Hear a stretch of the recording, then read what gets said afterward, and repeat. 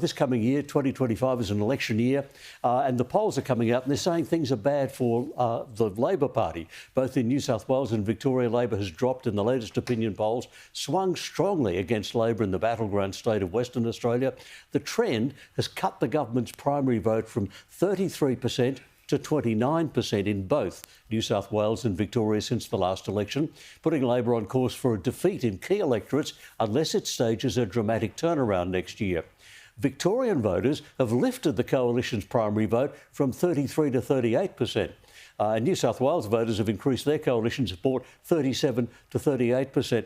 And it seems to me that this business of having someone strong in government, what we've been talking about to do with Ronald Reagan and Donald Trump and Jimmy Carter, could apply here.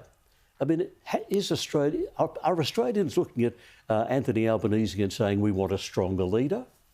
I don't think so. Really?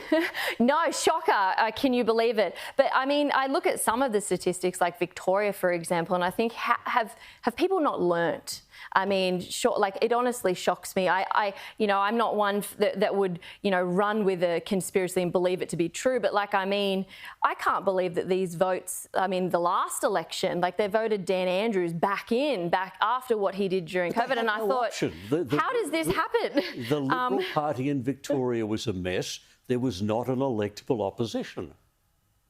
Yeah, but look, I honestly think that the Liberal Party in Victoria have done themselves no favours, unfortunately, especially with what they've done with Moira. And I wonder whether perhaps that's why Victoria is different to the other states, because, to be honest, what they did to her was truly deplorable.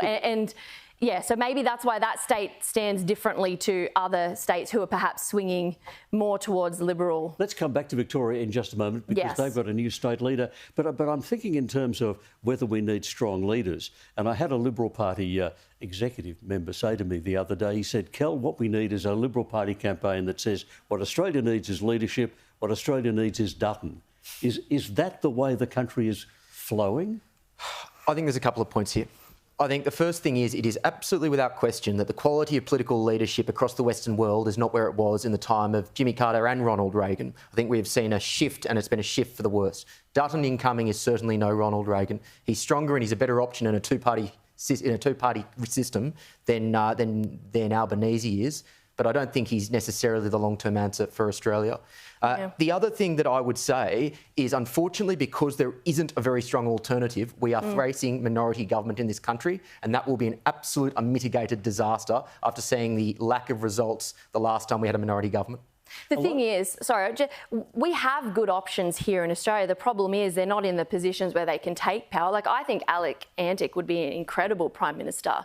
He's not in the right. He'd have to change positions. No, I know that, but why aren't the best people rising to the top? Well, that's the good question, because, like you said, I don't, out of Albanese and Dutton, absolutely I would vote Dutton, before Albanese. But that being said, there are better options, and I think we need to start having conversations about shifting things for the better and having a real change. I mean, I look at America and I'm inspired, and I'm like, oh, thank goodness that there's, Trump's back in, and I don't, I honestly hope JD Vance is VP gets elected after him. I think he would be great. He's a young, strong man, who I think people would like to follow. And I look at that and think, gosh, I wish we had something like that in Australia, new blood. But politics is the art of the possible. So bring it back home, realistically. Well, Antic is possible. That's a great not option. In 2025, he can't become Prime Minister. We need to work out where we're going and what the polls are telling us.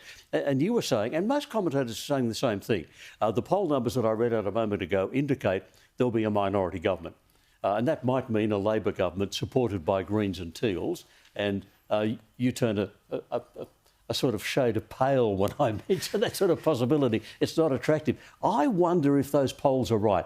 The American polls got it wrong. They said it was on a knife edge, razor sharp, and no one could pick the winner. And in fact, Trump came in a landslide.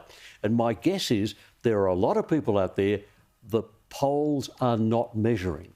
The people who are saying, no, I won't take part in a poll, and they're people who might actually give Dutton government comfortably. Yeah, I think that may be right, and I'll break the fourth wall here, ladies and gentlemen. I know after speaking off camera that you said that having a minority government may not necessarily be a bad thing, Kel, and I just think that is absolutely bonkers. It leads to fragmentation, it leads to nothing getting done, it leads to squabbling. I can't understand how you could possibly think that minority government could be in any way a good thing for this country. I don't think I said that. Did I actually say? I don't think I said that. No. I just thrown you under the bus.